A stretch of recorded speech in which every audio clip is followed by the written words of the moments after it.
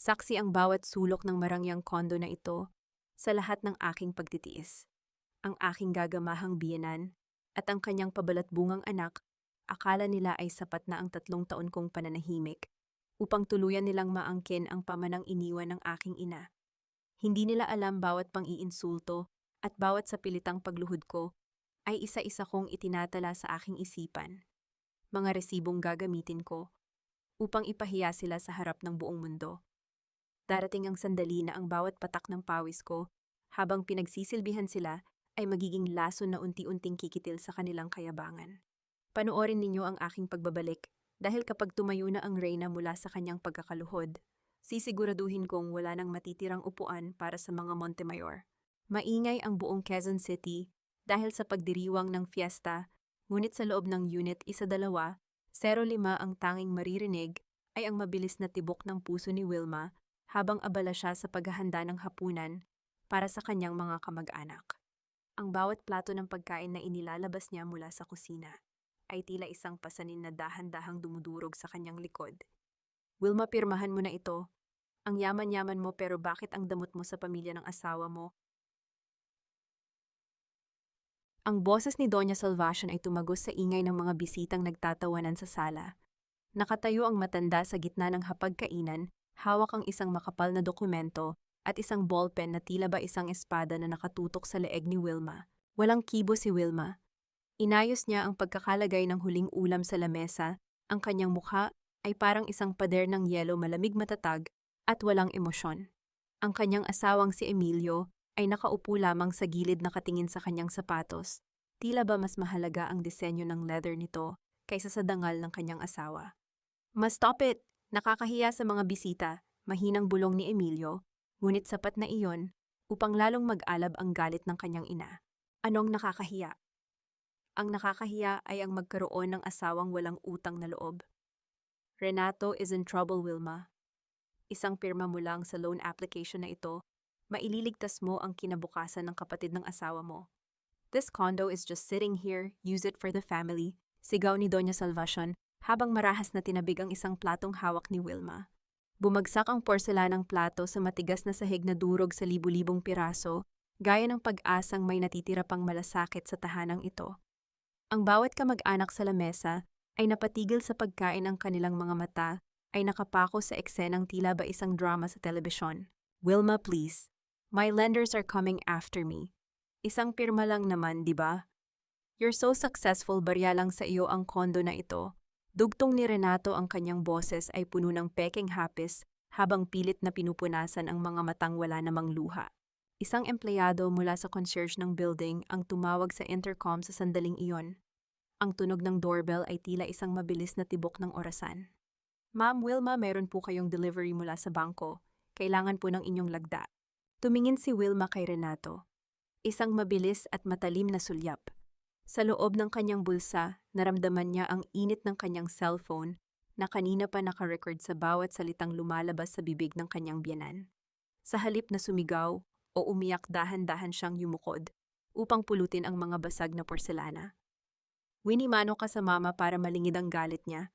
Say sorry and sign it, pautos na sabi ni Emilio habang hindi pa rin tumitingin sa kanya. Huminto si Wilma. Ibinaba niya ang mga basag na piraso at lumapit kay Doña Salvacion. Kinuha niya ang kamay ng matanda. Malamig ang balat nito kasing lamig ng kanyang budhi. Nang idampi ni Wilma ang kanyang noo sa likod ng kamay ng biyenan, isang bulong, ang pinakawalan niya isang bulong na sapat lamang para marinig ng matanda. Ang kamay na ito, Doña Salvacion, ay hindi na muling makakahawak ng kahit isang sentimo mula sa aking bulsa. Enjoy the fiesta dahil ito na ang huling hapunang pagsasaluhan ninyo sa loob ng aking kondo. Dahan-dahang tumayo si Wilma, inayos ang kanyang buhok at hinarap ang asawang si Emilio nang may nakabibinging katahimikan. Kinuha niya ang kanyang bag at ang envelope mula sa intercom, hindi man lang binibigyan ng sulyap ang loan application sa lamesa. Where are you going? Galit na tanong ni Doña Salvacion. Pupunta ako kung saan ang katotohanan ay mas pinahahalagahan kaysa sa utang na loob na inimbento ninyo, sagot ni Wilma. Ang kanyang boses ay mahinahon, walang panginginig, parang isang talim ng kutsilyong dumaan sa mantikilya. Lumabas si Wilma ng unit nang hindi lumilingon. Habang naghihintay ng elevator, inilabas niya ang kanyang cellphone. Isang mensahe ang bumungad mula sa kanyang abogado. The forensic audit is done. Renato forged your signature 3 times on the crypto investment papers. We have everything. Isang maliit at mapait na ngiti ang gumuhit sa mga labi ni Wilma. Inabot niya ang lock ng pinto gamit ang kanyang electronic key at pansamantalang dinisable ang remote access ng pamilya Montemayor.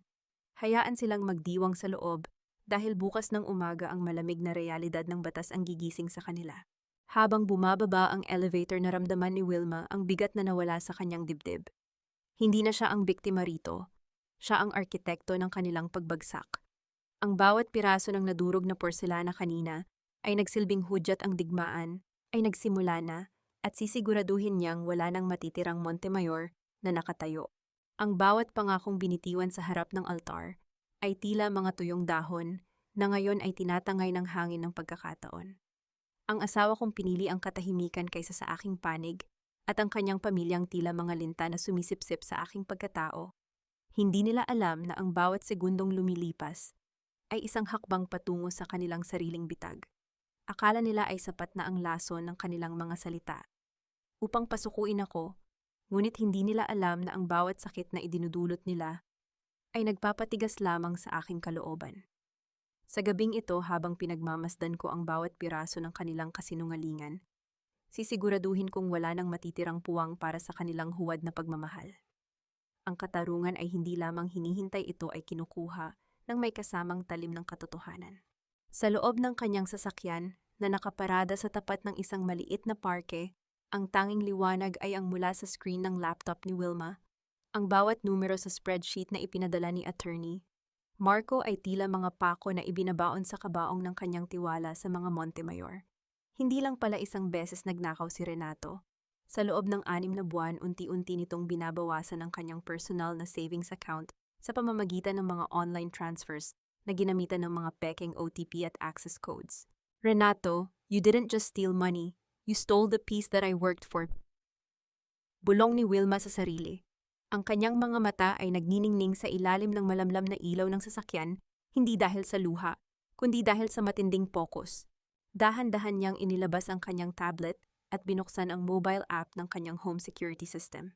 Sa pamamagitan ng mga hidden cameras na inilagay niya sa paligid ng kondo, 1 linggo na ang nakalilipas, nakita niya ang nangyayari sa loob ng kanyang tahanan. Ang mga Montemayor ay tila mga hari at reyna na kumakain pa rin sa kanyang lamesa, nagtatawanan habang binubuksan ang kanyang mamahaling alak na nakatago sa bar cabinet. Pinaandar ni Wilma ang makina ng sasakyan. Ang mahinang ugong nito ay tila isang hudyat ng muling pagsabak sa digmaan. Nang makabalik siya sa unit, ang amoy ng fiesta food ay tila naging amoy ng pagkabulok sa kanyang pang-amoy. Pagpasok niya, agad siyang hinarang ni Doña Salvacion na may hawak na krusipiho. Tila ba si Wilma ang demonyong kailangang palayasin? Wilma, saan ka galing? Alam mo bang nag-aalala ang asawa mo? Sabi ko na nga ba, wala kang pakialam sa pamilya? Renato is crying in his room because of what you said. Panimula ni Doña Salvacion, ang kanyang boses ay puno ng pait at gaslighting. Emilio, look at your wife. She walks out like she owns the world. Si Emilio ay lumapit, ang kanyang mukha ay puno ng pagod, ngunit wala pa ring paninindigan. Wilma, let's talk. My mom is right. Kailangan nating maging united as a family. Renato made a mistake, pero pamilya pa rin tayo. Utang na loob naman, Wilma, para sa akin na lang. Tumingin si Wilma ng diretso sa mga mata ni Emilio. Isang tingin na tila humihiwa sa bawat hibla ng pagkatao nito. Family, Emilio. Ang pamilya ba ay nagnanakaw sa isa't isa? Ang pamilya ba ay namemeke ng pirma para lang isugal sa crypto ang perang pinaghirapan ko? Tell me, Emilio, dahil baka iba ang diksyonaryo ninyong mga Montemayor. Huwag mong pagsalitaan ng ganyan ang anak ko, Ning. Singhal ni Doña Salvacion. Ang kondo na ito, although it's under your name, belongs to the family. My son gave you his name, he gave you status. Ano ba ang isang pirma sa loan kung kapalit nito ay ang kapayapaan ng kapatid niya? Kapayapaan. Isang maliit at matalim na tawa ang kumawala sa mga labi ni Wilma habang dahan-dahang inilalapag ang kanyang bag sa lamesa. Ang kapayapaan ninyo ay nakasabit sa leeg ko, Doña Salvacion, at pagod na akong maging tuntungan ninyo. Hindi na hinintay ni Wilma ang sagot ng matanda. Naglakad siya patungo sa kanyang study room. Ang bawat hakbang ng kanyang takong sa marmol ay tila isang death march para sa pasensya niya. Ngunit bago pa man niya mahawakan ang doorknob na patigil siya, ang pinto ay bahagyang nakabukas. Dahan-dahan niyang itinulak ang pinto. Doon sa gitna ng dilim, nakita niya si Renato na nakaupo sa harap ng kanyang desktop computer, abalang-abala sa paghahalughog sa kanyang mga digital folders. Ang asul na liwanag mula sa monitor ay naglalantad sa gahaman na mukha ng kanyang bayaw. Anong ginagawa mo rito, Renato? Ang boses ni Wilma ay malamig halos pabulong, ngunit puno ng panganib. Naligtas ang balat ni Renato sa gulat. Mabilis siyang tumayo, pilit na itinatago ang isang USB drive sa loob ng kanyang bulsa. Ate Wilma, I was just trying to find a file. Sabi ni Emilio, baka may extra savings ka rito na pwede kong mahiram. Isang nakabibinging katahimikan ang bumalot sa silid. Sa labas maririnig ang tawanan ni Doña Salvacion habang nanonood ng telebisyon. Walang kamalay-malay na ang kanyang paboritong anak ay nahuli na sa akto. Dahan-dahang lumapit si Wilma kay Renato, ang kanyang mga mata ay nakapako sa bulsa nito. Ibigay mo sa akin ang USB na iyan, Renato. Ngayon din. Ate, wala ito, pinagbibintangan mo na naman ako. Sigaw ni Renato, sapat na para tawagin ang atensyon ni na Emilio at Doña Salvacion na ngayon ay nagmamadaling lumapit sa pinto ng study room. Wilma, what's happening? Bakit mo na naman inaapi ang kapatid ko? Tanong ni Emilio habang nakatingin sa nagmamakaawang mukha ni Renato. Tumingin si Wilma sa kanilang lahat, sa asawang walang silbi sa biyenang mapanira at sa bayaw na magnanakaw. Inilabas niya ang kanyang cellphone at pinindot ang play sa surveillance footage na kanina lang ay nasave niya. Panoorin ninyo ang paborito ninyong anak, sabi ni Wilma habang ipinapakita ang video kung saan 3 gabi na palang pabalik-balik si Renato sa kanyang kwarto para magnakaw ng mga mahahalagang dokumento. Lalong namutla si Renato habang si Doña Salvacion ay tila nawalan ng boses. Ngunit bago pa man makapagsalita si Wilma, isang notification ang lumabas sa kanyang screen. Isang email mula sa kanyang bangko. Ang kanyang main account ay opisyal nang nalock dahil sa sunod-sunod na maling attempt na mag-withdraw ng malaking halaga, at ang IP address ay nagmula mismo sa loob ng kondo na yon. You really tried to empty my life, didn't you? Bulong ni Wilma, ang kanyang tinig ay tila yelong bumabaon sa balat. Biglang tumunog ang intercom sa lobby. Ma'am Wilma, nandito po si Attorney Graciana Fajardo. Sabi po niya siya raw ang legal counsel ni Mr. Renato Montemayor para sa usapin ng ownership ng unit na ito. Nanigas si Wilma, si Graciana. Ang babaeng akala niya ay kakampi niya ay narito na upang saksakin siya sa likod. Tumingin si Renato sa kanya nang may mapang-uyam ng ngiti, ang takot ay napalitan ng isang nakapanlulumong kumpiyansa. Sabi ko sa iyo, Ate Wilma, hindi sa iyo ang huling halakhak, sabi ni Renato habang nilalampasan siya. Ang bawat hibla ng aking tiwala ay tila isang marupok na sinulid na ngayon ay tuluyan ng naputol. Ang aking mother de pamilyang sakim at ang gaem Chongkonan ay naniniwalang sapat na ang pumanig sa isang taksil na abogado upang maagaw ang tanging alaala ng aking ina. Hindi nila alam ang bawat peking pirma at bawat mapanirang salita na ibinabato nila ay nagsisilbing gasolina sa apoy ng aking paghihigante. Akala nila ay sulok na ako, ngunit hindi nila batid na ang bawat hakbang nila ay nakaplano na sa aking laro. Sa gabing ito, sa harap ng kanilang peking tagumpay, sisiguraduhin kong ang bawat kasinungalingan nila ay magiging hatol na kikitil sa kanilang dangal. Panoorin ninyo ang aking pananahimik dahil ito ang hudyat ng inyong ganap na pagkawasak. Ang pintuan ng elevator ay dahan-dahang bumukas, at ang bawat hakbang ng mga takong ni Graciana sa marmol na sahig ay tila tunog ng isang paparating na hatol. Ang kanyang mukha ay balot ng isang profesional na maskara, ngunit sa likod ng kanyang mga mata ay nagniningning ang isang masidhing inggit na matagal na niyang itinatago. Graciana, what a pleasant surprise. Or should I say, what a predictable betrayal. Ang boses ni Wilma ay nananatiling matatag, walang kahit anong panginginig, kahit na tila dinudurog ang kanyang puso sa loob. Pumasok si Graciana sa loob ng unit, hindi man lang naghihintay na imbitahan. Agad siyang tumayo sa tabi ni Renato, na ngayon ay tila isang asong nakahanap ng bagong amo. I'm sorry, Wilma, business is business, sabi ni Graciana habang inilalabas ang isang folder mula sa kanyang mamahaling bag. Renato approached me with some very interesting documents. It turns out merong deed of donation na pinirmahan ng nanay mo bago siya pumanaw. It states that this unit will be transferred to Renato's trust fund as part of his inheritance from the Montemayor side. Isang malakas na tawa ang kumawala sa mga labi ni Doña Salvacion. Narinig mo yon, Wilma, hindi sa iyo ang kondo na ito. My grandson deserved this more than an outsider like you. Pasalamat ka at pinatira ka pa namin dito ng libre. Tinitigan ni Wilma ang dokumentong inilapag ni Graciana sa lamesa. Kahit mula sa malayo, alam niyang peke ang bawat kurba ng panulat doon.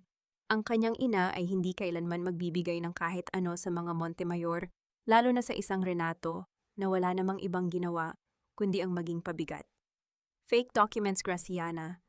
You're risking your license for a man who can't even pay his own debts. Tanong ni Wilma, ang kanyang mga mata ay nakapako sa dating kaibigan.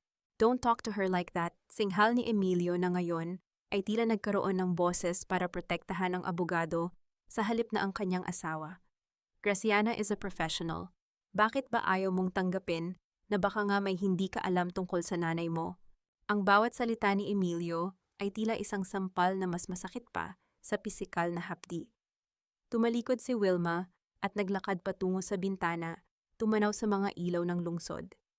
Ang bawat ilaw na nagniningning sa labas ay tila isang paalala ng kanyang kalungkutan, ngunit sa bawat segundo ay mas lalong tumitibay ang kanyang plano. Dahan-dahan siyang lumingon, ang kanyang mukha ay walang kahit anong bakas ng sakit. Isang matalim na ngiti ang sumilay sa kanyang mga labi. If that's the case, then I'll see you all in the residents' meeting tomorrow. After all, the Homeowners Association has strict rules about ownership disputes. I'm sure they'd love to see a forgery specialist examine that paper.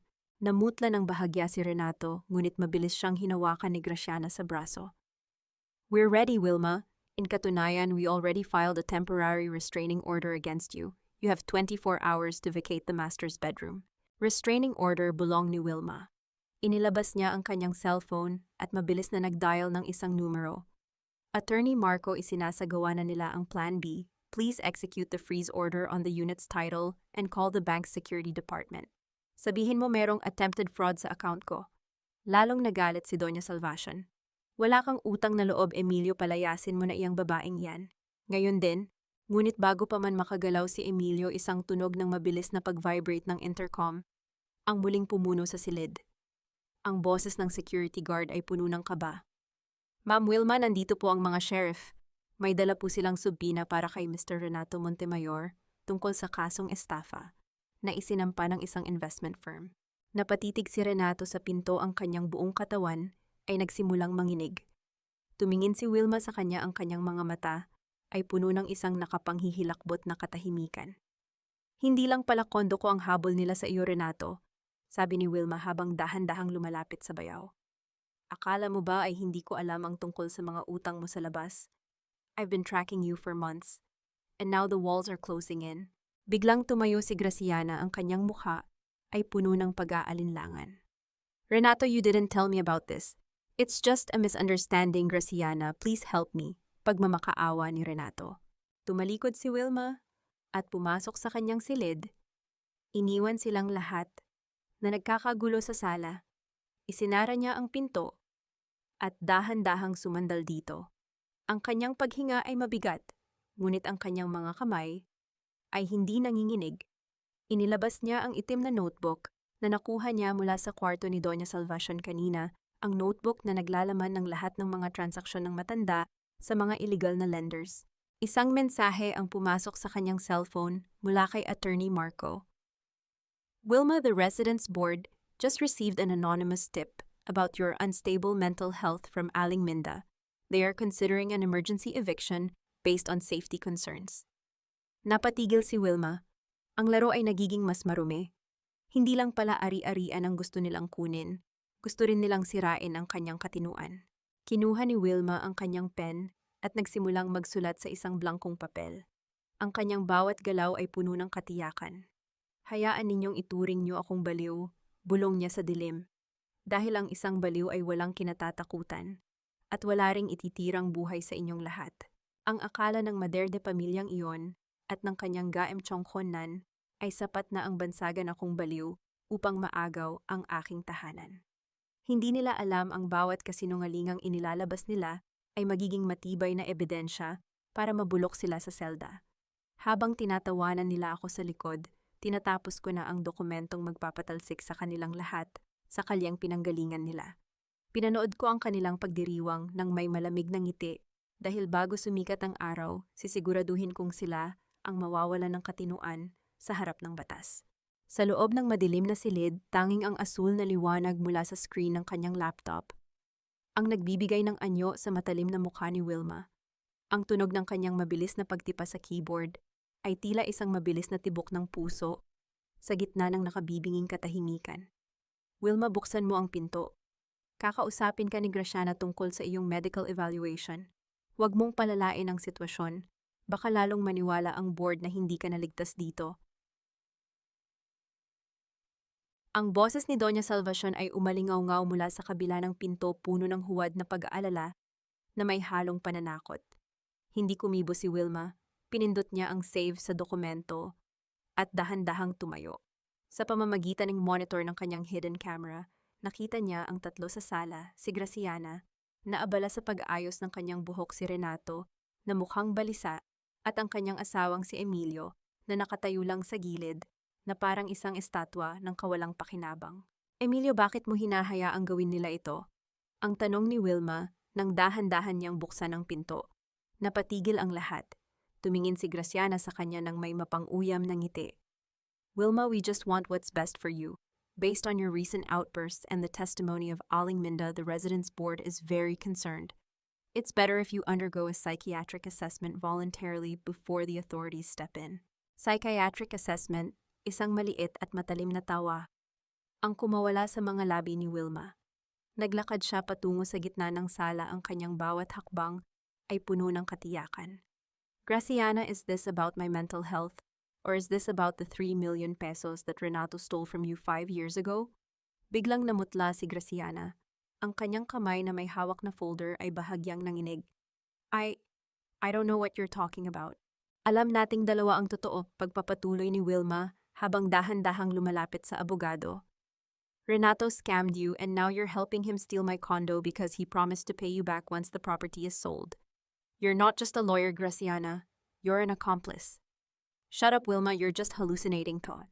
Singhal ni Renato habang pilit na itinatago ang takot sa kanyang mga mata. Masi, she's making up stories again. This is exactly what Aling Minda was saying. Emilio, pakinggan mo, ang asawa mo, baliw na siya. Sigaw ni Doña Salvacion habang hawak ang kanyang dibdib, tila ba aatakehin sa puso anumang sandali. Kailangan na natin siyang mailabas dito bago pa siya makasakit ng iba. Tumingin si Wilma kay Emilio, naghihintay ng kahit isang salita ng pagtatanggol. Ngunit ang kanyang asawa ay muling umiwas ng tingin. Maybe you should just rest, Wilma. Masyado ka lang sigurong stressed sa trabaho. Ang bawat salita ni Emilio ay tila isang pako na tuluyang nagsara sa kabaong ng kanilang pagsasama. Sa halip na sumigaw, lalong naging mahinahon si Wilma.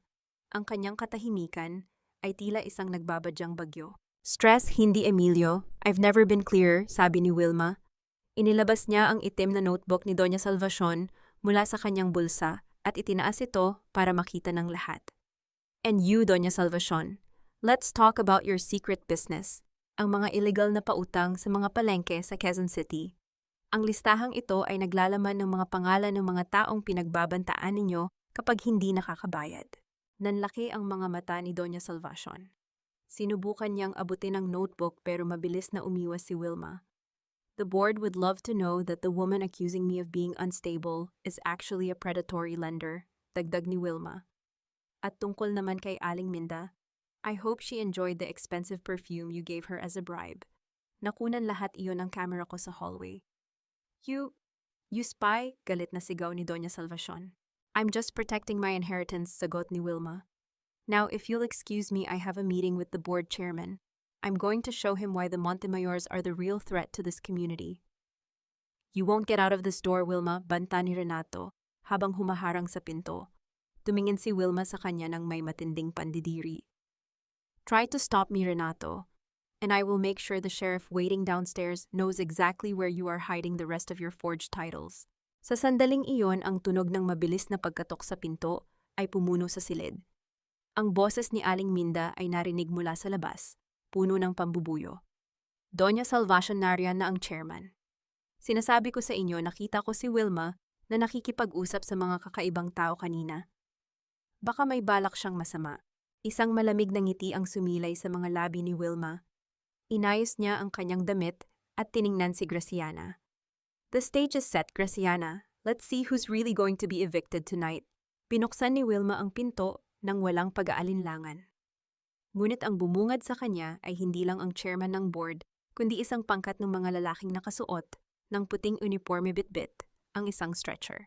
Ma'am, we received a report of a high-risk psychiatric emergency, sabi ng isa sa mga lalaki habang nakatingin kay Wilma. Naramdaman ni Wilma ang paghigpit ng hawak ni Renato sa kanyang braso mula sa likuran. Ang bawat plano niya ay tila nahaharap sa isang pader na hindi niya inaasahan. Ang laro ng mga Montemayor ay naging mas marahas at mas madumi.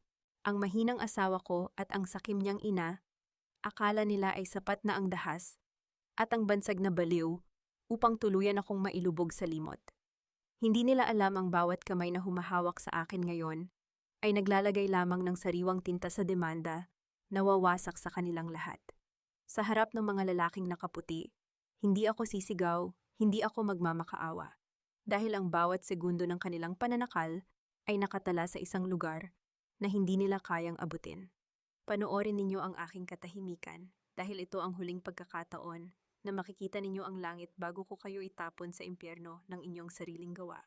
Sa gitna ng maliwanag na sala ng Unit 1-2, 05 ang malamig na hangin mula sa aircon ay tila naging kasing talim ng mga kutsilyo. Ang mga lalaking nakasuot ng puti ay dahan-dahang lumalapit kay Wilma, ang kanilang mga mukha ay balot ng isang propesyonal na kawalang bahala. Sa likuran niya nararamdaman ni Wilma ang mahigpit at nanginginig na hawak ni Renato sa kanyang braso, isang hawak na puno ng takot na pilit itinatago sa ilalim ng dahas. Kunin niyo na siya, nakikita niyo ba na lalaban siya sa sarili niyang pamilya? She's a threat to herself and to us. Ang boses ni Doña Salvacion ay umalingaw-ngaw puno ng peking panginginig habang ang kanyang mga kamay ay mahigpit na nakakapit sa kanyang rosaryo. Tumingin si Wilma ng diretso sa mga mata ng pinuno ng medical team. Sa halip na magpumiglas dahan-dahan niyang pinaluwag ang kanyang sariling katawan. Ang kanyang mga mata ay nanatiling kasing lamig ng kristal. Wait. Before you do anything, I want to see your official dispatch order and your medical licenses. Ang boses ni Wilma ay mahinahon walang bakas ng takot na tila ba nasa gitna lang siya ng isang business meeting. And you, Renato, if you don't let go of my arm in the next 3 seconds, I will make sure the assault charges I'll file later will have the maximum penalty. Napatigil ang mga lalaking nakaputi. Nagkatinginan sila tila nagtataka kung bakit ang babaeng iniulat na baliw at mapanganib ay mas kalmado pa kaysa sa pamilyang tumawag sa kanila. Renato, bitawan mo siya. Bulong ni Emilio na ngayon ay tila natauhan nang makita ang talim sa mga mata ng kanyang asawa. Huwag kang makialam, Emilio. This is for her own good, singhal ni Doña Salvacion. Graciana, do something. You're the lawyer here. Lumapit si Graciana, ang kanyang mukha ay puno ng pagkukunwari. Wilma, please, don't make this harder for everyone. Sumama ka na sa kanila ng maayos. This is a standard procedure for a mental health evaluation. Isang maliit at mapait na ngiti ang sumilay sa mga labi ni Wilma. Procedure or a kidnapping, Graciana, because I don't recall signing any consent and I certainly haven't been evaluated by a real doctor. Biglang bumukas ang pinto ng kondo. Ang tunog ng pagtama ng pinto sa pader ay umaling-awngaw sa buong silid. Pumasok ang chairman ng residence board kasama si Attorney Marco at 2 opisyal ng pulisya. Ang kislap ng mga badge ng pulis sa ilalim ng chandelier ay tila nagbigay ng panibagong liwanag sa madilim na balak ng mga Montemayor. What is the meaning of this? Tanong ng chairman, ang kanyang boses ay puno ng awtoridad habang tinitingnan ang kaguluhang nangyayari sa loob ng unit. Chairman, salamat at nariyan kayo. My daughter-in-law is having a breakdown. We're just trying to get her medical help. Mabilis na sabi ni Doña Salvacion, pilit na pinapatulo ang kanyang mga luha. Hindi po totoo iyon, putol ni Attorney Marco, habang inilalabas ang isang folder. Chairman, we are here to serve a warrant of arrest for Mr. Renato Montemayor for multiple counts of falsification of public documents and aggravated fraud. At meron din kaming court order to freeze the assets of this unit, including the immediate eviction of anyone who is not the legal owner, which is Ma'am Wilma Trinidad. Nanigas si Renato. Ang kanyang hawak sa braso ni Wilma ay dahan-dahang lumuwag hanggang sa tuluyan siyang mapaatras. Ang mga lalaking nakaputi nang ma-realize na sila ay nagagamit sa isang ilegal na gawain, ay mabilis na umurong patungo sa pinto. Anong warrant? This is my house, you can't do this. Sigaw ni Doña Salvacion ang kanyang maskara ng pagiging relihiyoso, ay tuluyan ng natanggal pinalitan ng isang mukha ng matinding kasakiman. Tumingin si Wilma sa kanyang biyenan. Inayos niya ang kanyang nagusot na damit ng may pambihirang pino. This was never your house, Doña Salvacion. You were just a guest who overstayed her welcome. And now the party is over. Emilio do something, ang asawa mo, pinapupulis ang kapatid mo, sigaw ng matanda sa kanyang anak. Tumingin si Emilio kay Wilma, ang kanyang mga mata ay puno ng pagsisisi, ngunit huli na ang lahat. Tumingin si Wilma sa kanya ng may matinding pandidiri. Huwag kang titingin sa akin, Emilio. Ang katahimikan mo kanina habang sinusubukan nilang kaladkarin ako ay sapat ng sagot sa ating pagsasama. Attorney Marco, please proceed. Habang pilit na kinakaladkad ng mga pulis si Renato, palabas nagsisigaw ito at nagmura, habang si Graciana naman ay pilit na nagtatago sa likod ng kanyang bag upang hindi makuhanan ng video ng mga residenteng nag-aabang na sa labas. Si Aling Minda na kanina ay punong-puno ng pambubuyo ay mabilis na naglakad palayo nang makita ang mga pulis. Ngunit sa gitna ng tagumpay ni Wilma, isang tunog ng mabilis na pag-vibrate ng cellphone ang narinig mula sa lamesa. Kinuha ito ni Attorney Marco at binasa ang mensahe. Ang kanyang mukha ay biglang nagbago. Wilma, kailangan mong makita ito, sabi ni Marco habang ipinapakita ang screen. Isang mensahe mula sa isang hindi kilalang numero. The condo title might be safe, but the bank account of your mother's foundation just went to zero. Renato wasn't working alone. Napatigil ang mundo ni Wilma.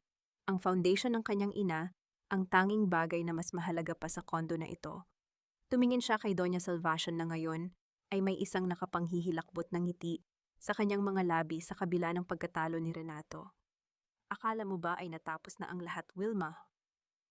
Bulong ng matanda, ang kanyang boses ay tila ahas na bumubulong sa dilim. You might have the walls, but I have the soul of your mother's legacy. Akala ng Mumechong Dok Ak, Vatham Lam ko toy rang, kapag naubos ang pondo ng foundation ng nanay ko, ay susuko na ako. Hindi niya alam ang perang ninakaw nila, ang siyang magsisilbing tali na bibigti sa kanilang lahat. Habang pinapanood ko siyang kaladkarin ng mga pulis palabas ng aking tahanan. Tanging mo't malamig ng ngiti, ang ibinigay ko sa kanya isang ngiti na nagsasabing tapos na ang laro para sa mga Montemayor. Ang katahimikan sa loob ng kondo ay tila isang mabigat na kumot na bumabalot sa bawat hininga ni Wilma. Sa labas maririnig pa rin ang papalayong tunog ng sirena ng pulis. Bitbit ang kanyang bayaw na si Renato, ngunit ang tunay na bagyo ay narito pa rin sa loob ng kanyang sala. Nakatayo si Wilma sa gitna ng silid, ang kanyang mga mata ay nakapako sa screen ng kanyang cellphone kung saan nakasulat ang pulang numero ng balanse ng foundation ng kanyang ina, zero. Bakit ka natigilan, Wilma? Akala ko ba ay matalino ka? Ang boses ni Doña Salvacion ay tila isang matalim na kuko na kumakalmot sa sahig, puno ng pang-uyam at tagumpay. You might have won the condo, but I made sure your mother's legacy will rot in debt. Ang perang iyon, it's already gone, converted into assets that you can never touch. Humarap si Wilma sa kanyang biyenan. Ang kanyang mukha ay hindi nagpakita ng kahit anong panginginig, kahit na ang bawat hibla ng kanyang pagkatao ay nagnanais na sumabog sa galit. Assets. You mean the illegal offshore accounts Renato opened, using your name as a beneficiary? Doña Salvacion, did you really think I wouldn't track the money trail the moment I noticed the first unauthorized transfer? Napatigil ang ngiti sa mga labi ng matanda. What are you talking about? My son handled everything. Your son is a gambler, but you are a thief. Mahinahong sagot ni Wilma habang dahan-dahang lumalapit sa mesa kung saan nakalagay ang itim na notebook. Emilio, look at your mother. Look at her and tell me if this is the woman you've been protecting all these years. Si Emilio ay nakaluhod sa gilid ng sofa, ang kanyang mga kamay ay nakatakip sa kanyang mukha, habang ang kanyang paghikbi ay tila isang mahinang ritmo sa gitna ng tensyon. Wilma, enough. Please, just let it go. We can start over. Start over? Isang matalim na tawa ang kumawala sa mga labi ni Wilma. How can we start over when every brick of this house is stained with your family's greed, Emilio? Your silence was the permit they used to rob me blind. Biglang tumunog ang intercom sa pader. Ang tunog nito ay tila isang mabilis na tibok ng orasan na nagbibigay ng babala. Ang boses ng concierge ay puno ng pagmamadali. Ma'am Wilma, meron pong mga board members ng Trinidad Foundation sa baba. Sabi po nila merong emergency meeting dahil sa nawawalang pondo. Kasama po nila ang mga media. The media nanlaki ang mga mata ni Doña Salvacion. Wilma, you wouldn't mapapahiya ang pangalan ng mga Montemayor. The name Montemayor is already a stain, Doña Salvacion. I'm just providing the bleach, sabi ni Wilma. Inilabas niya ang kanyang laptop at sa ilang mabilis na pagpindot isang surveillance video mula sa isang bangko sa Makati ang lumabas sa screen. Doon malinaw na nakita si Doña Salvacion kasama si Graciana na naglalabas ng mga dokumento mula sa isang safety deposit box, mga dokumentong pag-aari ng ina ni Wilma. Hindi lang si Renato ang namimeke ng pirma. You used Graciana to forge my mother's deathbed authorization. Sabi ni Wilma, ang kanyang boses ay malamig at tila yelong bumabaon sa balat. And you, Graciana, I know you're still hiding in the kitchen. Lumabas ka riyan bago ko ipadala ang mga pulis sa loob. Dahan-dahang lumabas si Graciana. Mula sa anino ng kusina ang kanyang mukha ay putla at ang kanyang mga kamay ay nanginginig. Wilma, I had no choice. Renato threatened me. He said he would expose my past cases if I didn't help him. Everyone has a choice, Graciana. You chose greed, sagot ni Wilma. Now listen to me very carefully. The board members are coming up. You have two options. Either you testify against Doña Salvacion and Renato right now, or you go down with them as a primary conspirator. I give you 10 seconds. Wilma, don't do this. I am your mother-in-law, sigaw ni Doña Salvacion habang sinusubukang abutin ang laptop ni Wilma. 10, 9, 8.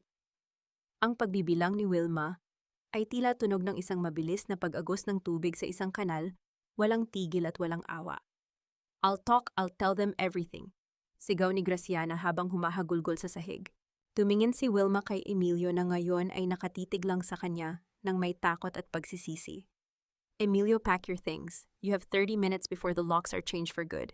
Take your mother with you. Whether you go to a hotel or to a jail cell, it's no longer my concern. Kinuha ni Wilma ang isang basong tubig at dahan-dahang uminom. Ang kanyang mga kamay ay matatag at hindi nanginginig. Ang bawat plano niya ay unti-unti nang nagkakaroon ng katuparan, ngunit sa dulo ng kanyang paningin, nakita niya ang isang lumang litrato ng kanyang ina na nakapatong sa side table. Ang ngiti nito ay tila isang pangako na ang bawat sakripisyo ay magbubunga. Habang bumubukas ang pinto ng unit para papasukin ang mga board members at ang nakasisilaw na liwanag ng mga camera ng media na ramdaman ni Wilma, ang muling pag-vibrate ng kanyang cellphone sa bulsa. Isang text mula kay Attorney Marco. Wilma, we found the second account. Renato didn't just drain the foundation, he also mortgaged a property in your mother's hometown, a property you didn't even know existed. Nanigas ang buong katawan ni Wilma. Isang property sa probinsya. Tumingin siya kay Doña Salvacion na kahit kaladkarin na ng kahihiyan, ay meron pa ring isang misteryosong ngiti sa mga labi. Ang laro ay hindi pa pala tapos. May mas malalim pa palang lihim ang pamilya Montemayor na hindi pa niya natutuklasan. Ang akala ng biyenan kong Sakim ay sapat na ang itago ang mga dokumento ng lupain ni Mama sa probinsya upang magkaroon siya ng huling alas. Hindi niya alam bago pa man niya maisip ang plano niyang iyon, ay hawak ko na ang leeg ng bangko at ng mga taong tumulong sa kanila. Habang pinapanood ko ang kaniyang pag-iyak sa harap ng mga kamera ng media, tanging ang lamig ng aking katarungan ang nananaig. Pinanood ko silang kaladkarin palayo bitbit ang kaniyang mga kasinungalingan, habang ako ay nananatiling nakatayo sa rurok ng aking tagumpay, isang reynang hindi na kailanman muling yuyuko sa mga Montemayor. Sa gitna ng nakasisilaw na liwanag ng mga flash mula sa camera ng media, si Wilma ay nanatiling parang isang estatwa ng yelo.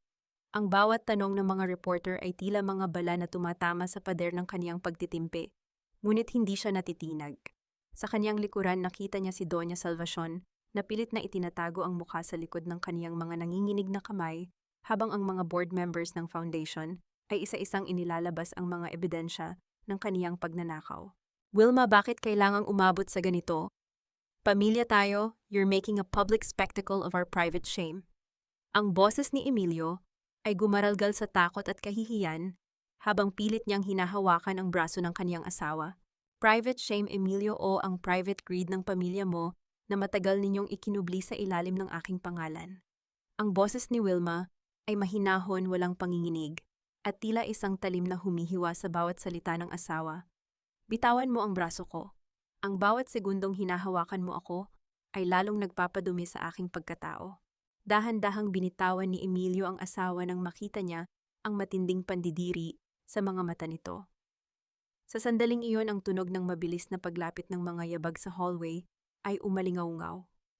Si Aling Minda, ang kapitbahay na punong-puno ng tsismis, ay dahan-dahang sumisilip sa pinto. Ang kaniyang mukha ay balot ng takot nang makita ang mga pulis at media. Ayan ang babaeng nagkalat ng maling impormasyon tungkol sa aking katinuan. Itinuro ni Wilma si Aling Minda nang walang pag-aalinlangan. Officer, isama niyo ang babaeng iyan. Siya ang tumanggap ng suhol mula kay Doña Salvacion upang sirain ang aking reputasyon sa buong condominium na ito. Wilma, hindi totoo yan. Nagbibiro lang ako sa mga post ko, ang sigaw ni Aling Minda, habang mabilis siyang hinahawakan ng mga security guards ng building. Ang kaniyang boses ay tila isang mabilis na agos ng tubig na pilit na humihingi ng saklolo, ngunit walang sino man ang lumingon. Hinarap ni Wilma si Doña Salvacion na ngayon ay nakatayo sa harap ng pintuan. Ang kaniyang mga gamit ay nasa loob na ng mga itim na plastic bags na inilabas ng mga movers. The property in Batangas, Doña Salvacion, ang Villa Maribel na kinuha niyo mula sa aking ina. Did you really think Renato could mortgage that without me knowing ang property na yon ay nakapangalan sa isang irrevocable trust na tanging ako lang ang may hawak ng susi? You knew, ang gulat na tanong ng matanda, ang kaniyang boses ay tila isang tuyong dahon na tinatangay ng hangin. I knew everything. Hinayaan ko lang kayong gumalaw para makuha ko ang bawat piraso ng inyong mga kasalanan ng may legal na dokumento, sagot ni Wilma. Attorney Marco, please escort them out. I want this unit sanitized and the locks changed in the next 10 minutes. Wilma, where will we go? It's raining outside. Ang pahabol na sigaw ni Doña Salvacion habang kinakaladkar siya ng sheriff patungo sa elevator. Mayroon namang malawak na sementeryo, Doña Salvacion. Doon libre ang matulog at wala ring condo dues. Ang malamig na sagot ni Wilma bago niya dahan-dahang isinara ang malaking pinto ng kaniyang tahanan. Ang katahimikan sa loob ng condo ay tila isang matamis na kanta pagkatapos ng mahabang taon ng ingay at gulo. Lumapit si Attorney Marco sa kanya at iniabot ang isang folder. Wilma, tungkol sa property sa Batangas. Renato mortgaged it to a private lender. Pero ang nakapagtataka, ang lender na iyon ay may pirma ng isang tao na hindi ko inaasahan. Sino to? Tanong ni Wilma habang tinitingnan ang huling pahina ng dokumento. Ang tatay ni Emilio, ang lalaking akala nating lahat ay patay na 10 taon na ang nakalilipas, ang sagot ni Marco na tila isang kulog sa gitna ng katahimikan. Napatigil ang mundo ni Wilma. Ang kaniyang puso ay bumilis ang tibok, hindi dahil sa takot, kundi dahil sa matinding kuryosidad. Ang misteryo ng pamilya Montemayor ay tila isang malalim na balon na wala pang dulo. Sa gitna ng kaniyang tagumpay, isang panibagong pinto ng panganib ang bumukas. Dahan-dahang lumapit si Wilma sa bintana, tumanaw sa madilim na kalangitan ng Quezon City. Ang bawat patak ng ulan sa salamin ay tila mga luha ng nakaraan na unti-unting hinuhugasan. Ngunit ang kaniyang isipan ay nasa malayo sa probinsya, kung saan ang kaniyang ina ay may itinatagong lihim na higit pa sa kayamanan. Isang mensahe ang pumasok sa kaniyang cellphone. Isang unknown number. The house in the province is not empty, Wilma. Someone is waiting for you there. Ang bawat lihim na pilit ibinabaon sa ilalim ng lupa ay tila isang buto na unti-unting tumutubo hanggang sa ang mga ugat nito ay sumira sa pundasyon ng ating kasalukuyan. Akala ko ay sapat na ang mapalayas ang mga lintas sa aking buhay upang makamit ang kapayapaang matagal ko nang hinahangad, ngunit hindi ko alam na ang tunay na kalaban ay isang aninong matagal ko nang itinuring na bangkay. Sa gabing ito, habang ang ulan ay patuloy na humahampas sa salamin ng aking bintana, naramdaman ko ang muling pagkabuhay ng isang nakaraang akala ko ay abo na. Hindi ako matatakot sa mga multo dahil sa bawat hakbang ko patungo sa kuwebang kanilang pinagtataguan, sisiguraduhin kong ako ang magsisilbing liwanag na susunog sa kanilang mga kasinungalingan. Panahon na upang harapin ko ang katotohanang higit pa sa pera at ari-arian ang katotohanang magbubukas sa tunay na pagkatao ng pamilyang Montemayor. Nakatitig si Wilma sa dokumentong hawak ni Attorney Marco. Ang kaniyang mga mata ay tila naging kasing talim ng mga balisong habang sinusuri ang bawat kurbada ng pirma ni Alfonso Montemayor. Ang bawat hibla ng papel ay tila naglalabas ng lamig na gumagapang sa kanyang mga daliri, isang lamig na nagmumula sa isang libingang tila na buksan. Hindi ito maaari, Marco. Ako mismo ang nakakita sa kabaong niya 10 taon na ang nakalilipas. Ako ang nagbayad sa punerarya dahil walang pera ang pamilyang ito. Ang boses ni Wilma ay matatag, ngunit may halong pagkamangha na hindi niya maikakaila. The signature is consistent, Wilma, at ang private lender na ito, ang AM Capital, ay nagsimulang mag-operate 3 taon matapos ang libing ni Alfonso. It's a ghost company, literally, Pad. Sagot ni Marco habang inaayos ang kaniyang salamin. Renato didn't just borrow money, he made a deal with someone who knows your family's history inside out. Hindi na nag-atubili si Wilma. Mabilis siyang lumabas ng unit at hinabol si Emilio na nasa lobby pa rin nakaupo sa isang mahabang upuan habang nakatitig sa mga plastic bag ng kaniyang mga gamit. Ang mga residente na kanina ay nakikiusyoso ay dahan-dahang lumalayo nang makita ang aura ni Wilma na tila isang bagyong papalapit. Emilio, tumayo ka riyan, ang utos ni Wilma na tila isang latayng latigo. Napaangat ng tingin si Emilio, ang kaniyang mga mata ay puno ng pagtataka at takot. Wilma, please, paalis na kami. Huwag mo na kaming hiyain uli. Shut up and answer me, buhay ba ang tatay mo? Ang tanong ni Wilma na bumasag sa bulong-bulungan sa lobby. Nanlaki ang mga mata ni Emilio, ang kaniyang bibig ay bahagyang bumukas, ngunit walang salitang lumabas. Ang kaniyang panginginig ay sapat na sanang sagot, ngunit kailangan ni Wilma ng higit pa sa reaksyon. What are you talking about? My dad died of a heart attack. You were there. Ang depensa ni Emilio, ngunit ang kaniyang boses ay tila isang marupok na tela na madaling mapunit. Then explain why his signature is on the mortgage papers of my mother's villa in Batangas. Explain why Renato has a direct line to a lender named Alfonso. Lumapit si Wilma, ang kaniyang muka ay ilang pulgada na lang mula kay Emilio. Tell me the truth, Emilio. Is this the reason why you've been so silent? Is this the secret your mother is holding over your head? I don't know anything, sumpa man Wilma. Si Mama lang ang may alam sa lahat ng tungkol sa finances ni Papa. Ang sigaw ni Emilio habang sinasabunutan ang sariling buhok sa desperasyon. Tinalikuran siya ni Wilma nang walang kahit anong awa. Alam niyang wala siyang makukuha sa asawang duwag. Bumalik siya kay Attorney Marco na ngayon ay kausap na ang building security upang matiyak na wala ng kahit isang Montemayor ang makakapasok sa premises. Prepare the car, Marco. We're going to Batangas. Ngayon din ang sabi ni Wilma habang kinukuha ang kaniyang leather jacket at ang susi ng kaniyang sasakyan. It's late, Wilma, and the storm is getting worse. Baka mapanganib ang daan patungong probinsya at babala ni Marco. Mas mapanganib kung mananatili akong bulag dito. Someone is waiting for me at Villa Maribel and I won't let them wait for another 10 years, ang sagot ni Wilma. Habang tinatahak nila ang madilim at maulang daan patungong Batangas, ang bawat pag-andar ng wiper sa salamin ay tila nagbibilang ng bawat kasalanang hindi pa nababayaran. Inilabas ni Wilma ang kaniyang cellphone at binasa muli ang text mula sa unknown number. Ang kaniyang isipan ay bumabalik sa kaniyang ina sa mga huling salita nito tungkol sa isang taong pinagkakatiwalaan na magbabantay sa Villa Maribel. Akala niya ay ang abogado ito ng kaniyang ina, ngunit paano kung ang taong iyon ay ang kaniyang biyenan na naging kaaway? Ang biyahe ay puno ng tension. Ang tanging maririnig ay ang ugong ng makina at ang hampas ng hangin sa labas. Nang makarating sila sa bukana ng Villa Maribel, ang malaking bakal na gate ay dahan-dahang bumukas bago pa man sila bumusina. Ang tunog ng pagkiskis ng bakal sa semento ay tila isang nakapangingilabot na paanyaya. Huminto ang sasakyan sa harap ng antigong bahay na gawa sa bato at kahoy. Ang bawat bintana ay madilim, tanging ang isang lampara sa balkonahe ang nagbibigay ng matamlay na liwanag. Dahan-dahang bumaba si Wilma. Ang kaniyang mga takong ay lumulubog sa basang lupa habang naglalakad siya patungo sa pinto. Ang kaniyang kamay ay mahigpit na nakakapit sa kaniyang bag, handa sa anumang mangyayari. Nang marating niya ang pintuan, naramdaman niya ang isang mahinang tulak ng hangin. Ang pinto ay hindi nakalock. Ang tunog ng pag-ikot ng lumang bisagra ay bumasag sa katahimikan ng gabi. Pumasok si Wilma sa loob. Ang amoy ng alikabok at luma na kahoy ay sumalubong sa kanya. Ngunit meron pang isang amoy, ang pamilyar na bango ng mamahaling tabako, ang paboritong tatak ni Alfonso Montemayor. "Welcome home, Wilma," isang boses mula sa dilim ng sala ang narinig.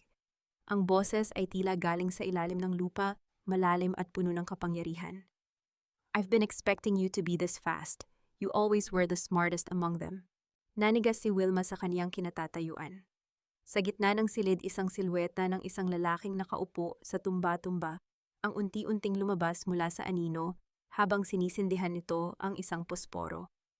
Ang maliit na apoy ay nagpakita sa mukha ng lalaking dapat ay matagal nang naging alabok. Ang mapagpanggap at tusong biyenang lalaki na nagkunwaring bangkay ng 10 taon upang takasan ang kaniyang mga kasalanan. Akala niya ay sapat na ang kaniyang pananakot mula sa dilim upang pasukuin ako. Hindi niya alam ang bawat sandali na inubos ko sa pag-aaral ng kaniyang mga bakas ay nagbunga na ng isang bitag na hindi niya kailanman matatakasan.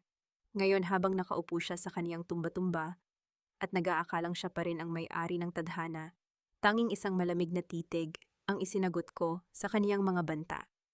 Pinanood ko ang pagguho ng kaniyang kumpiyansa nang ilabas ko ang mga dokumentong magbabalik sa kanya sa kabaong na kaniyang kinalalagyan sa pagkakataong ito sa ilalim ng realidad ng batas. Ang maliit na apoy mula sa posporo ay dahan-dahang namatay iniwan ang sala ng Villa Maribel sa ilalim ng maputlang liwanag ng kidlat na tumatagos sa mga bintana. Ang amoy ng tabako ay tila naging lason na humahalo sa halumigmig ng gabi, habang ang tunog ng pag-ugoy ng tumba-tumba ay nagsisilbing mabilis na tibok ng oras sa katahimikan. "You look exactly like your mother, Wilma. Masyadong matapang, masyadong mapangahas. And just like her, you're stepping into a territory that doesn't belong to you." Ang boses ni Alfonso ay malamig may halong autoridad, na tila hindi nabawasan sa loob ng 10 taon. "Wrong, Papa Alfonso. This territory belongs to my mother's trust. At ikaw ay isang taong dapat ay matagal nang naging abo. Your existence is a crime, at ang paggamit mo sa villa na ito para sa iyong AM capital ay ang huling pagkakamaling gagawin mo." Ang sagot ni Wilma ay nanatiling kalmado, ang kaniyang boses ay hindi man lang kinakitaan ng takot habang dahan-dahan niyang inilalabas ang kaniyang tablet. Tumayo si Alfonso, ang kaniyang tindig ay matikas pa rin sa kabila ng kaniyang edad. Lumapit siya sa isang antigong lamesa at uminom ng alak mula sa isang kristal na baso. "I did what I had to do to protect the Montemayor name. Ang bangkarote nating pamilya noon ay kailangan ng isang sakripisyo. My death was the only way to claim the insurance and start over. And Renato, he's just following my lead. Siya ang ginamit kong kamay habang ako ang utak. So you sacrificed your own son's morality for money? You let Doña Salvacion turn into a bitter, greedy woman because you chose to hide like a rat." Lumapit si Wilma ng ilang hakbang, ang kaniyang mga mata ay nakapako sa lalaki. "You're not a protector, Alfonso. You're a parasite." Isang malakas na hampas ng kamay sa lamesa ang bumasag sa katahimikan, naging sanhi ng bahagyang paguga ng mga dekorasyon sa paligid. "Huwag mo akong pagsalitaan ng ganyan. Utang niyo sa akin ang marangyang buhay na tinatamasa niyo sa Quezon City. Kung hindi dahil sa pondo ng AM Capital, matagal na kayong nasa kalsada. Ang perang iyon ay galing sa pagnanakaw sa foundation ni Mama." Ang boses ni Wilma ay tumaas ng bahagya, ngunit nanatiling kontrolado. "I tracked every centavo, Alfonso. Ang bawat transfer na ginawa ni Renato patungo sa lender niya ay bumabalik sa iyo. You scammed your own family. You made Renato a criminal just to fund your second life here." Inilabas ni Wilma ang recorder na kanina pa nakatago sa kaniyang jacket. Ang munting pulang ilaw nito ay tila isang mata ng katarungan sa dilim. "Attorney Marco is outside with the local police. Naka-live feed ang usapang ito sa NBI. The moment you admitted that you faked your death and handled the illegal funds, it was over." Namutla si Alfonso. Ang kaniyang kamay na may hawak na baso ay bahagyang nanginig, naging sanhi ng mahinang kalansing ng kristal. You wouldn't. Emilio is my son, sisirain mo ang ama ng asawa mo. Ang asawa ko ay matagal nang sinira ng inyong pamilya. At ang katarungan para sa nanay ko ay higit na mahalaga kaysa sa isang apelidong puno ng dumi, ang sagot ni Wilma. Biglang bumukas ang pinto ng villa. Ang tunog ng mga yabag ng sapatos sa kahoy na sahig ay mabilis at maautoridad. Pumasok si Attorney Marco kasama ang 3 pulis, ang kanilang mga flashlight ay tumama sa mukha ni Alfonso na ngayon ay tila isang hayop na nasukol sa sarili niyang lungga. Alfonso Montemayor, you are under arrest for insurance fraud, falsification of public documents, and money laundering.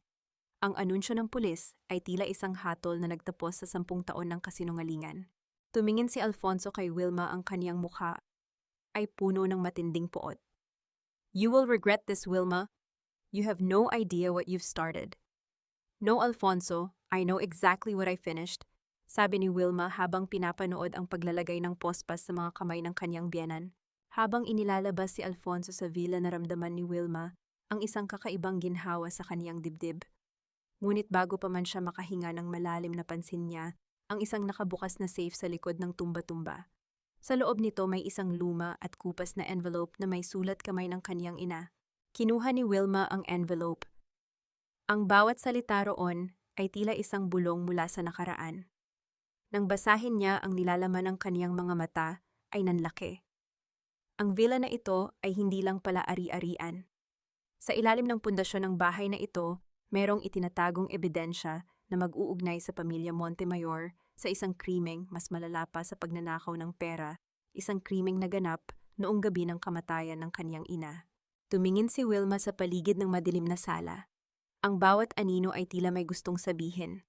Ang laban ay hindi pa pala tapos sa pagkakaaresto kay Alfonso. Ang huling piraso ng katotohanan ay nakabaon mismo sa ilalim ng kaniyang mga paa. Ang asawa kong duwag at ang kanyang pamilyang mamamatay tao, akala nila ay mababaon nila ang katotohanan sa ilalim ng mga pundasyon ng bahay na ito. Hindi nila alam ang bawat butil ng lupang itinambak nila ay muli kong hinukay gamit ang aking sariling mga kamay upang ipakita sa mundo ang kanilang tunay na dumi. Ngayon, habang pinapanood ko ang pagguho ng kanilang dangal sa harap ng mga awtoridad, tanging ang lamig ng aking katarungan ang nananaig. Pinanood ko silang kaladkarin palayo bitbit ang kanilang mga kasalanan habang ako ay nananatiling nakatayo sa rurok ng aking tagumpay, isang reynang hindi na kailanman muling yuyuko sa mga Montemayor. Sa loob ng madilim na silid-aklatan ng Villa Maribel, ang hangin ay tila naging kasing bigat ng bakal.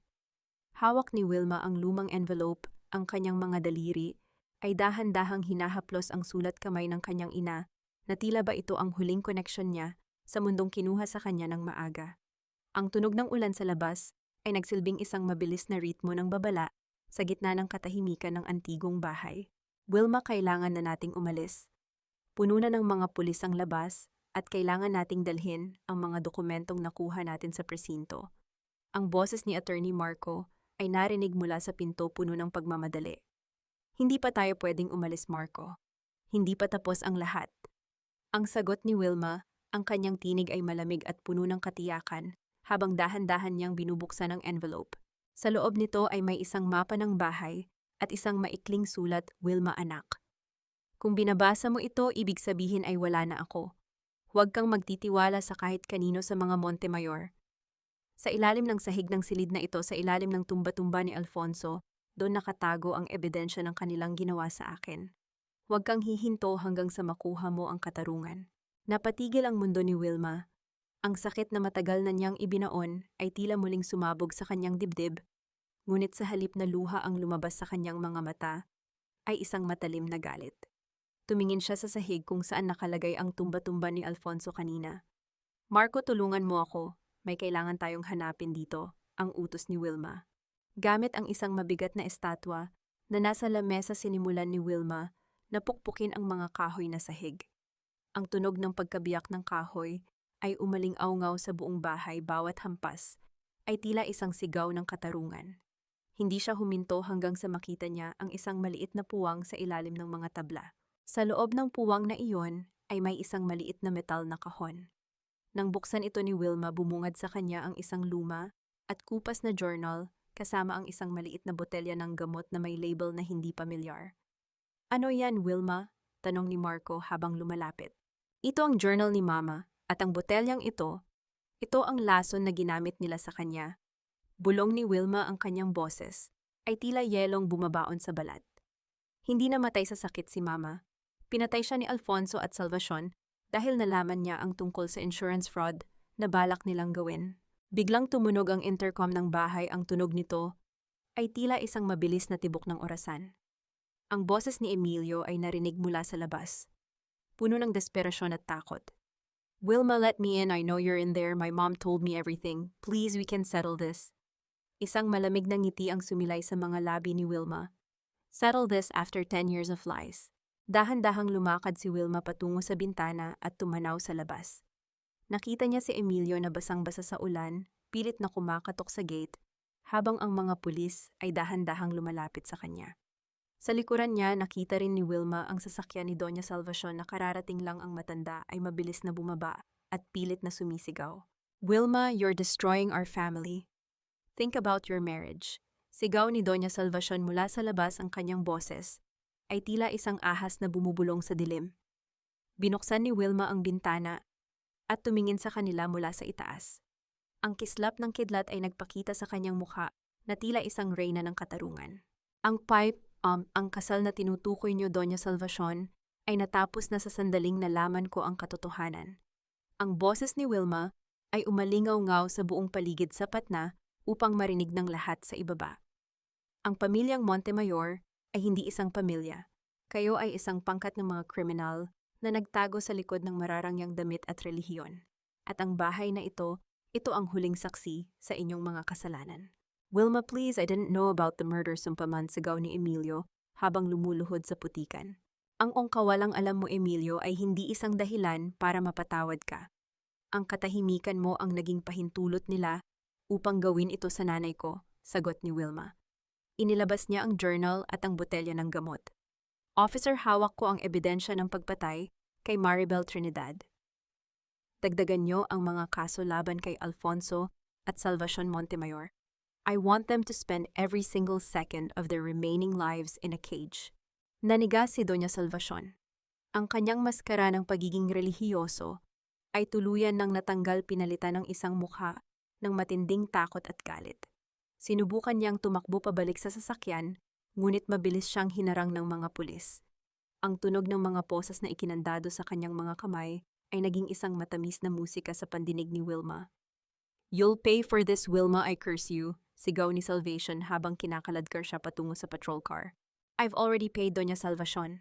10 taon akong nagbayad sa inyong mga kasalanan. At ngayon kayo naman ang maniningil," ang huling sagot ni Wilma bago niya dahan-dahang isinara ang bintana. Humarap si Wilma kay Attorney Marco, ang kanyang mga mata ay nagniningning sa isang kakaibang liwanag. "Tapos na ang laban dito, Marco. Pero may isa pa tayong kailangang gawin." "Ano iyon, Wilma?" "Ang foundation ni Mama. I want every single centavo returned, and I want the condo in Quezon City to be converted into a sanctuary for women who are going through the same hell I went through." Ang pangalan ni Maribel Trinidad ay muling magniningning at sa pagkakataong ito, wala nang Montemayor ang makakakuha nito. Habang naglalakad sila palabas ng Villa Maribel, naramdaman ni Wilma ang muling pag-vibrate ng kanyang cellphone sa bulsa. Isang text mula sa unknown number kanina. "Congratulations, Wilma. You did what your mother couldn't. The legacy is finally safe." Napahinto si Wilma. Tumingin siya sa paligid, ngunit wala siyang nakitang kahit sino.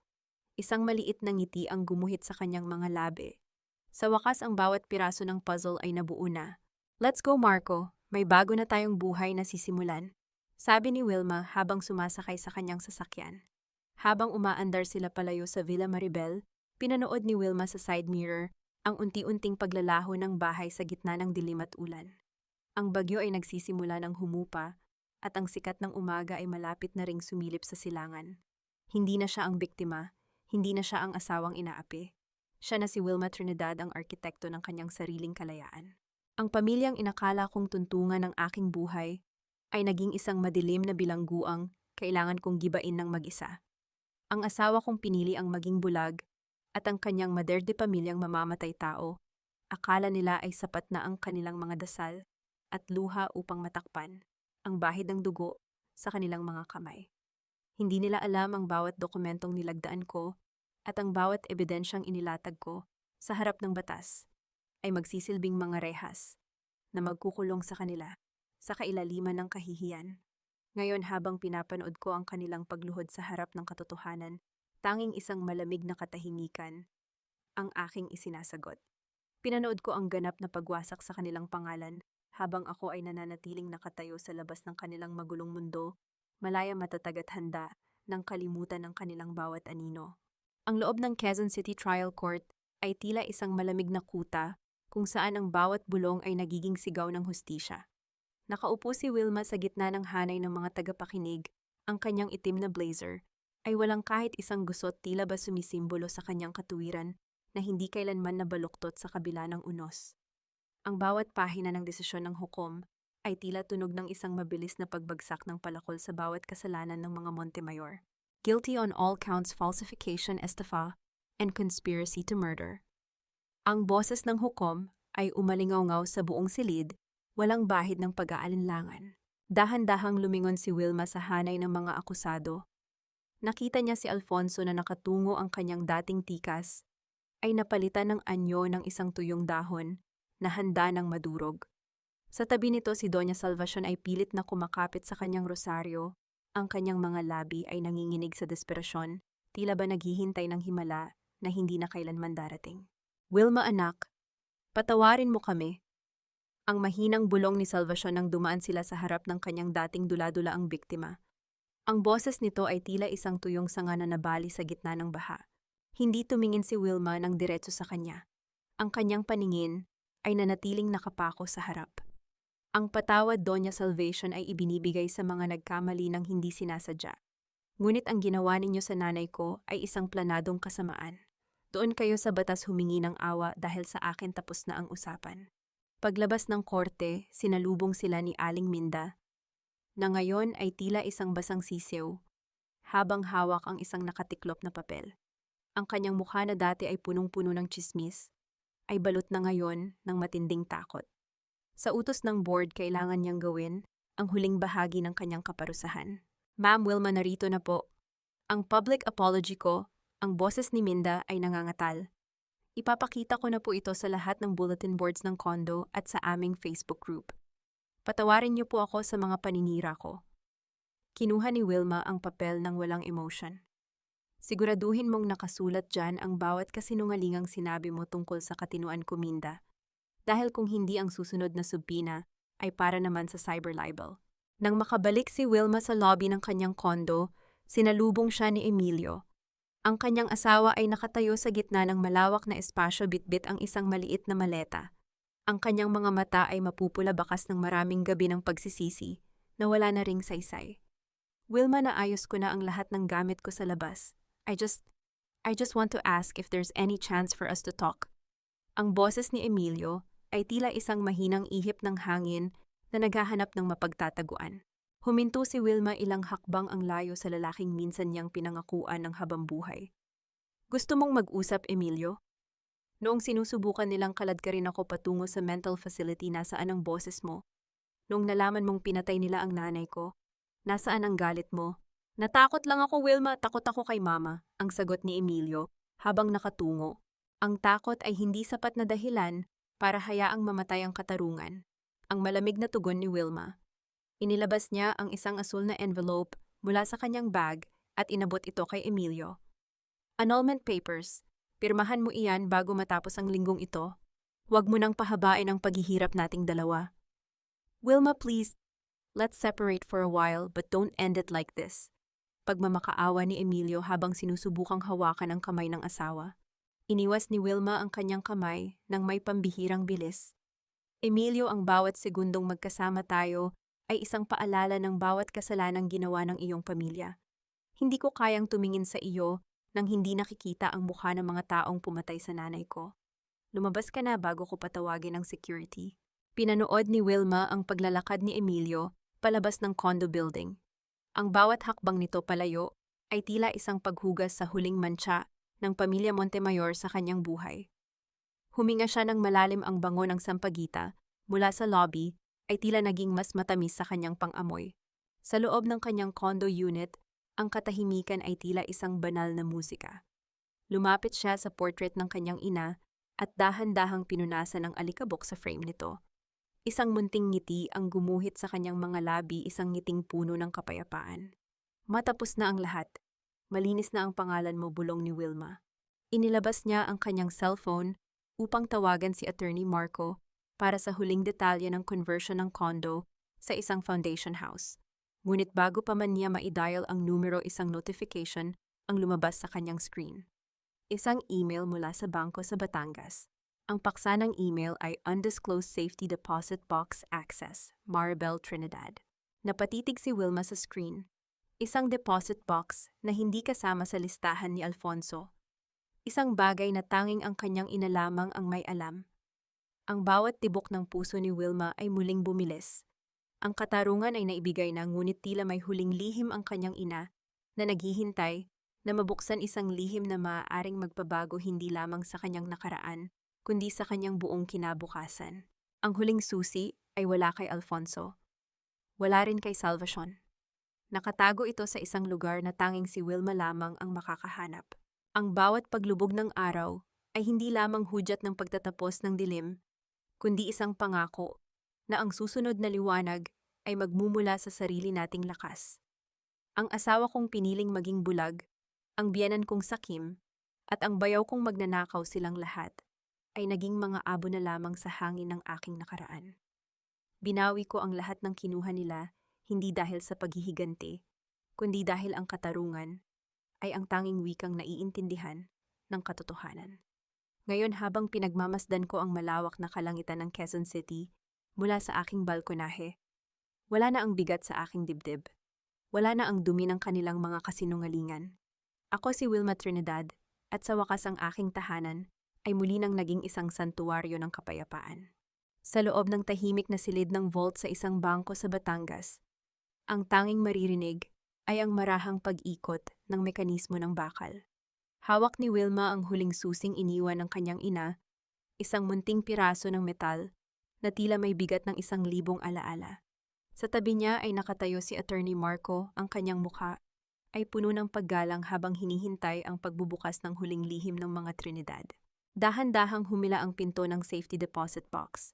Sa loob nito walang ginto o alahas. Tanging isang puting envelope at isang lumang litrato ni Wilma noong siya ay bata pa, karga-karga ng kanyang ina sa harap ng Villa Maribel. Kinuha ni Wilma ang sulat. Ang bango ng sampagita ay tila nananatili pa rin sa mga pahina nito kahit lumipas na ang maraming taon. Wilma, anak. Ang basa ni Wilma sa kanyang isipan, ang boses ng kanyang ina ay tila bumubulong sa hangin. Alam kong darating ang araw na babasahin mo ito dahil alam kong pinalaki kita na may matigas na paninindigan. Ang tunay na yaman na iniwan ko sa iyo ay hindi ang kondo o ang lupa, kundi ang kakayahan mong tumayo sa sarili mong mga paa. Patawarin mo ako kung naging bahagi ako ng iyong pagtitiis, ngunit tandaan mo ang pagpapatawad sa sarili, ang huling susi sa iyong kalayaan. Be the architect of your own happiness, my brave daughter. Naramdaman ni Wilma ang isang mainit na luhang pumatak sa kanyang pisngi, hindi luha ng pait, kundi luha ng ganap na paglaya. Inilipat niya ang kanyang tingin sa labas ng bintana ng bangko, kung saan ang sikat ng araw ay humahalik sa mga dahon ng puno. Isang buwan matapos ang hatol ng korte, ang Unit 1205 ay hindi na tinatawag na Montemayor Residence. Sa pinto nito isang bagong marker ang nakalagay, Trinidad Sanctuary for Women. Ang marangyang kondo na dati ay naging bilangguan ni Wilma ay isa na ngayong pansamantalang tahanan para sa mga babaeng biktima ng pang-aabuso at kawalang katarungan. Attorney Marco, sigurado ka na ba sa lahat ng legal papers? Tanong ni Wilma habang inaayos ang mga gamit sa bagong opisina ng foundation. Ang kanyang boses ay puno ng profesionalismo at sigla. Everything is set, Wilma. The foundation is now legally the owner of the unit. At ang mga pondo mula sa na-recover nating account sa Batangas ay sapat na para sa operasyon ng 5 taon. Sagot ni Marco nang may tipid ng ngiti. You really did it, Wilma. You turned a tragedy into a legacy. Hindi lang ito para sa akin, Marco. Ito ay para sa lahat ng Wilma na natatakot pang tumayo, sabi ni Wilma. Sa huling pagkakataon, bumalik si Wilma sa kanyang dating kwarto. Doon nakita niya ang isang maliit na kahon na iniwan ni Emilio bago ito tuluyang lumisan. Sa loob ay ang kanyang lumang wedding ring at isang maikling nota. I'm sorry for being a coward. I hope you find the peace I couldn't give. Tinitigan ni Wilma ang singsing. Wala na siyang nararamdamang galit, tanging isang malalim na pag-unawa na ang bawat tao ay may kani-kaniyang krus na dinala. Dahan-dahan niyang inilagay ang singsing sa loob ng box at itinago ito sa pinakailalim ng drawer. Hindi na niya ito kailangang isuot muli. Naglakad siya patungo sa balkonahe at tumanaw sa Quezon City. Ang mga ilaw ng lungsod ay nagsisimula ng magningning, tila mga bituing nagbibigay ng pag-asa sa gitna ng dilim. Huminga siya ng malalim, ang hanging dumarapo sa kanyang mukha ay tila isang haplos ng pag-asa. Ang katarungan ay nakamit na. Ang mga Montemayor ay nasa likod na ng mga rehas, nagbabayad sa bawat kasalanang kanilang itinanim. Si Renato, si Doña Salvacion at si Alfonso, sila ay naging mga babala na lamang sa kasaysayan ng kanyang buhay. Ngunit para kay Wilma, ang tunay na tagumpay ay hindi ang pagbagsak ng kanyang mga kaaway, kundi ang pagtayo niya ng mag-isa sa rurok ng kanyang sariling pangarap. Inayos niya ang kanyang buhok, itinuwid ang kanyang tindig, at dahan-dahang isinara ang pinto ng balkonahe. Sa bawat hakbang niya palayo sa silid, nararamdaman niya ang presensya ng kanyang ina na tila naglalakad sa kanyang tabi. Wala nang takot, wala nang pag-aalinlangan. Ang bawat bukas ay kanya ng pag-aari. Mamalaya na ako, bulong niya sa hangin. Ang pinto ng Unit 1205 ay dahan-dahang sumara, ang tunog ng lock ay tila isang huling hudyat na ang kabanata ng mga Montemayor ay tuluyan ng natapos. Ang sikat ng umaga ay naghihintay sa labas at si Wilma Trinidad ay handa ng harapin ang mundo ng may ngiti na kasing ningning ng katuwiran.